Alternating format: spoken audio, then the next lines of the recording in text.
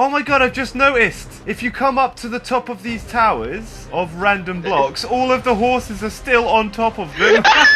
That's so funny. That's so funny. I didn't even notice that before. I never come here.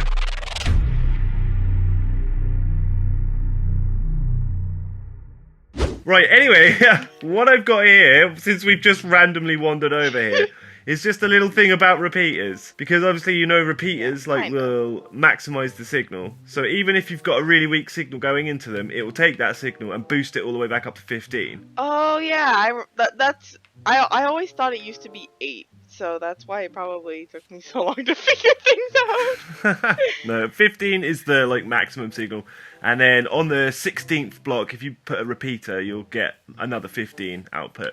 But this thing right next to each other is as you can see, the redstone from the repeater can pass through a block and light up the redstone on the other side. It's so strong. Yeah, but it's called hard powering. It's being hard powered, so basically the block is being hard powered by the repeater, and this one it's being soft powered. So anything on that block is not going to do nothing. So it will power whatever is on there, but it won't go any further than that. So it's soft powering that block.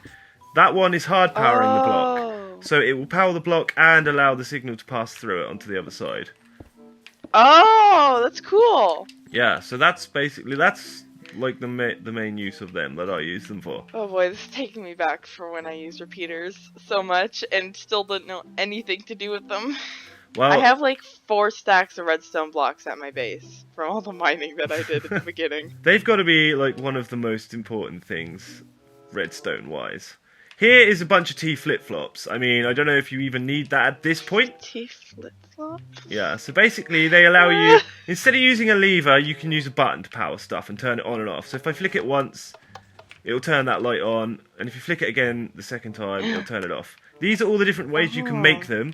This one was old school, so this one will work on Java, but on Bedrock, for some reason, it's super unpredictable.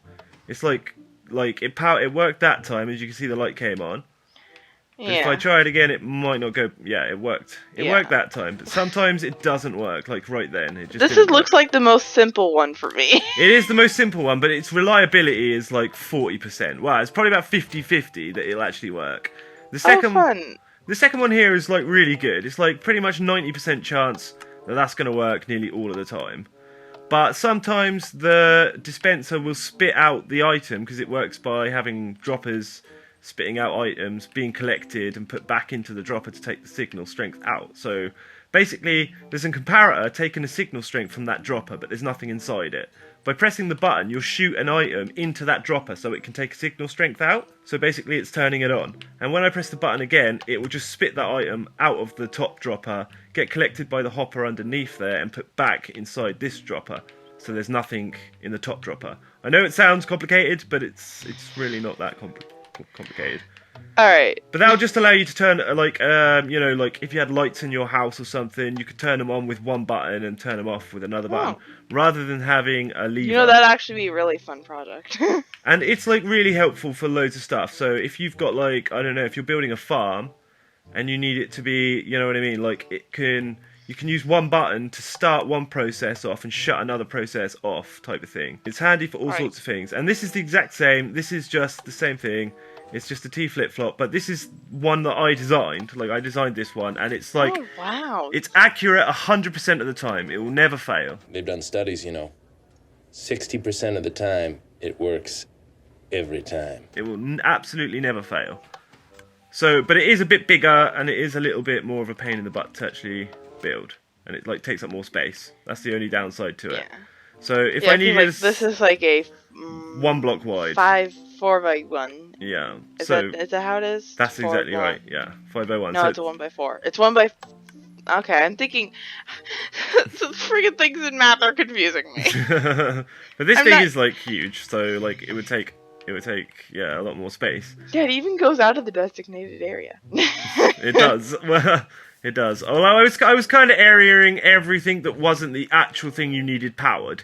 So just the machine itself was being counted, and I wasn't counting the button block either. But this one kind of went wrong. I think this is probably any of these would probably work for me because I'm in kind of the side of a mountain. Pretty much, yeah. You could use most of them, but this one sucks. Like, this one used to work back before... Do not use. Yeah, before it became Bedrock, this one used to work all the time. Java, it still works, but this one, it's really janky. For some reason, it does work sometimes, and then it doesn't work, and that's, yeah. Yeah, just imagine it just starts working 100% of the time just to spite us. Yeah, it was actually working really well then. I was thinking, don't even do it. Do not look reliable on camera.